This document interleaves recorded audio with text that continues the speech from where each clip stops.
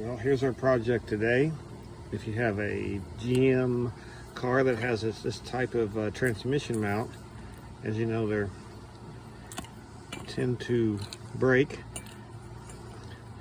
The top of this has been previously welded because it broke here, and now it's broke on the bottom. Not really something easily repairable. It would be kind of solid if I did it that way.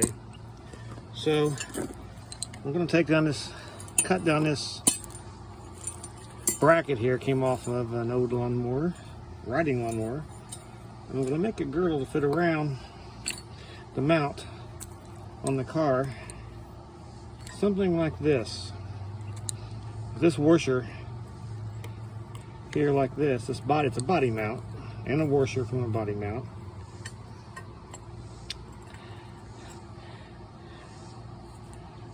I'm going to bolt it down to the sides here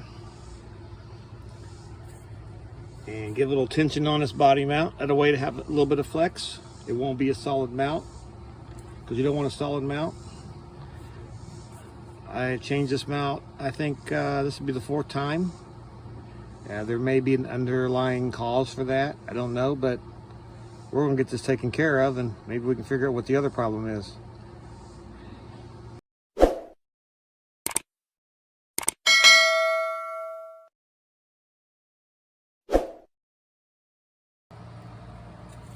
So here's my bracket. I got it marked off where I want to cut it.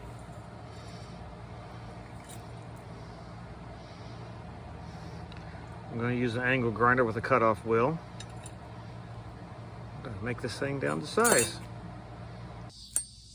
Okay, I got this bracket cut up. This is what it looked like to begin with. And these pieces here on each end,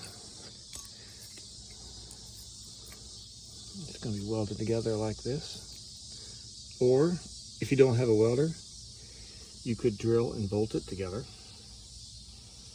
Now I used a sawzall to cut this. I mean a angle grinder, but you could use a sawzall or even a hacksaw. Yeah, let's get this thing welded up.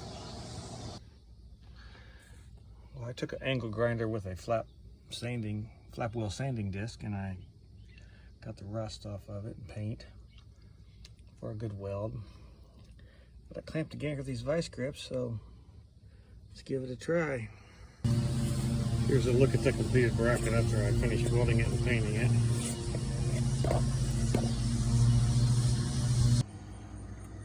Here I used a clamp to hold the bracket in place while I mark the holes I have to drill through the cross member. As it turns out, it appears I'll be able to use 2 existing factory holes, one on the left and one on the right, which would put the bracket a little bit of an angle, but that will not make a difference.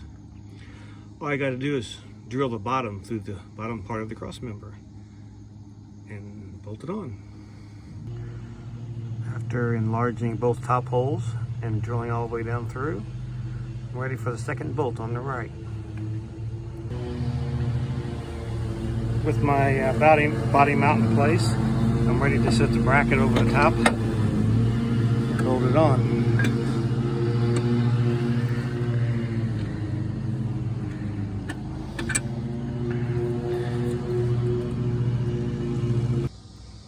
Here's my transmission mount fixing bracket bolted in place. It's all good. I have an additional hole there on the mount. I don't know, I might mount a horn or something there later. Thanks for watching. Well, here's an update on the transmission mount support. As you see, it stayed on there. It's been a few weeks. It's not even double nutted. I put this wire on there just in case the nut would happen to back off, so I wouldn't lose the bracket. All's good. Now you could also make this bracket out of flat steel, bend it in a vise, hammer, with no welding required, just some drilling. The washer on top could be bolted on also, so no welding there either.